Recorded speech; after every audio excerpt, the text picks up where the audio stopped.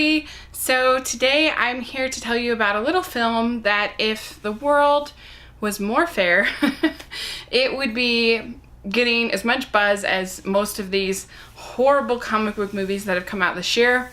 And because we actually have a superhero movie that works, that's tightly scripted, and that's original and self-contained within the one movie. So if you're tired of cinematic universes, if you're tired of having to watch 12 movies in order to understand the plot of a movie, then this is the movie for you. If you are tired of looking at a movie and being like, those are some nice characters, but boy, they really messed that up. This is the movie for you because it is really, really wonderful. And it's actually a superhero movie.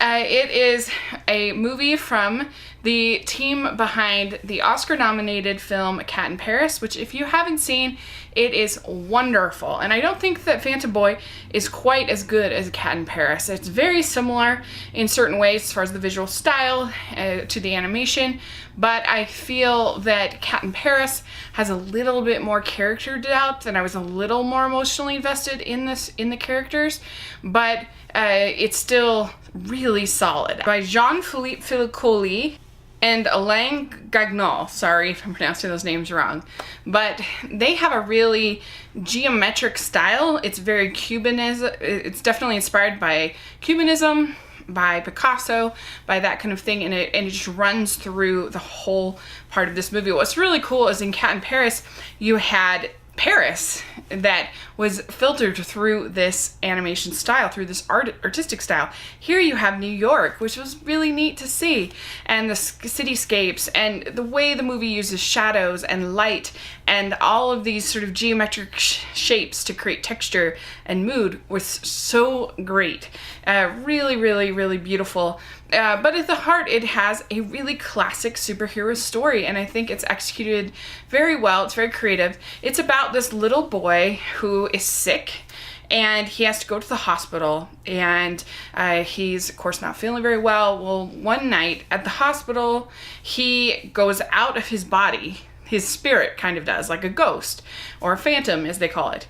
And he is able to not only fly through the city and kind of see what's going on, which is beautifully animated, but he also is able to see how his family is actually like coping with his illness. You know, because they will only tell him the bright and cheery stuff, and he gets to see like his mother breaking down in the car. And so there's just this immediate kind of realism that he sees, and just this real heart to it all, that and also just this sense of freedom that he gets with being able to be out of this hospital and out of the sick bed and everything like that. Well, the story really starts going when this cop named Alex ends up getting injured while he is on the case for this mobster named Broken Face, who Broken Face is designed kind of like a Picasso painting. He looks like a Picasso painting. His face is divided into sort of triangles of different colors. It's very creative, and there's a really funny gag going through the whole thing where he starts to tell you the story of how he became Broken Face, and he keeps getting interrupted every time, and nobody wants to hear his like origin story, which I thought was really funny given like all of the villain origin stories we've seen. And so this was sort of a funny take of like, we really don't care about your origin story. I don't know, I thought it worked. And so Alex is on the case, but he gets injured, so he's in the hospital, and his boss and the mayor both won't listen to kind of his intuition and what he thinks is going on. Well, he ends up meeting Leo, this little boy, and they become friends, and Leo tells Alex that he can use his spirit, his phantom, to basically like spy on Broken Face, and that he can be the eyes and ears that Alex can't be because he's in the hospital. But the problem is that Leo can only be out of his body for so long, but the phantom starts to kind of disintegrate, and he has to get back to his body or he could die. So that creates a lot of tension to the story. And then there's also this woman named Mary, who's this journalist who starts also investigating Broken Face. And Broken Face is really funny. They're definitely like poking fun at a lot of those sort of mob cliches in movies, you know, like The Godfather and stuff like that. His goons are really silly. It's definitely something that feels kind of out of Dick Tracy or that kind of bad guy. And it works. I laughed quite a bit at their antics. And I don't know, there's just funny things like he has this dog who's always driving him crazy. And like I said, the funny scene with them continually interrupting, he can't get his scary, intimidating movie little video made that he wants because that guy, the director, keeps interrupting him. And it also has definite moments of tension. He's definitely more goofy than the villain in A Cat in Paris. And that villain, he was really pretty scary.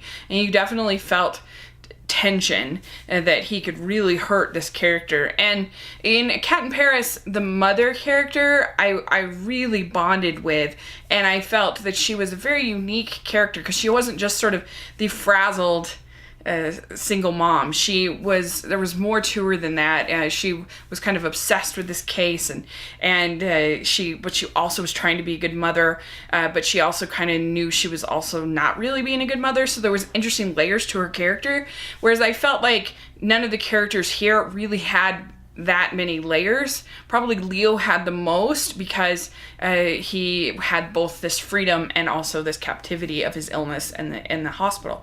And it was nice though to see the interaction between Alex and Leo. I thought that was really well done. I thought it was paced extremely well. It's very tight. I was never bored. And the music is really wonderful throughout. And I liked the American voice cast that they got. Jared Padalecki and Vincent D'Onofrio are two of the sort of the bigger names, I guess, in the voice cast. But everybody does a wonderful job here. And you definitely bond with the characters. And it was just such a refreshing take on the superhero story. It was something different. It was something original. It had its own story. You didn't have to, like I said, see 12 different movies in order to make sense. It had characters that I liked. It was so beautiful, the artistry. I loved the scenes when he's flying through New York City. I loved the scenes when he kind of sees himself disapparating, I guess. And I don't know, it's such a shame because I just feel like some of these movies, if people actually went and saw them, if they had the access to see them, they would really, really love them. Just more so, but and yet they don't. And so they settle for these sloppy seconds in a movie like Suicide Squad when this is so much better than that. It's just a shame. It really, really is. But I wouldn't be surprised if come Oscar season you see Phantom Boy on the ballot because GKIDS is very good at getting their films noticed. And like I said, they've had previous nominations with A Cat in Paris, and it's just something that I think will appeal to a lot of people, it being set in New York and it being sort of this fresh take on a superhero story. So let me know what you think, if you can hunt it down, if you can find it. I give this an A-. So yeah, let me know what you think, and I will talk to you later. Bye.